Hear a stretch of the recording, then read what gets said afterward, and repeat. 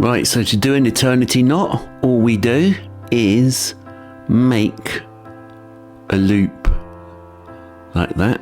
Make sure the right hand cord is over the top. Then you make a bite, shove it up underneath that loop like that.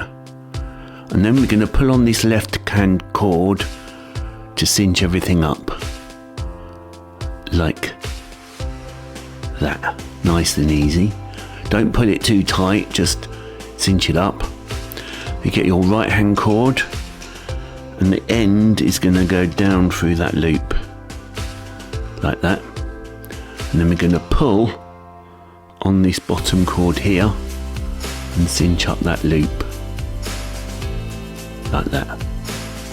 Now you can kind of see this cord here is wanting to twist, so you let it. You twist this cord towards you and then hold it with your thumb and forefinger like that. And then you get your working end, poke it up through the hole, and you can see it's like an overhand knot.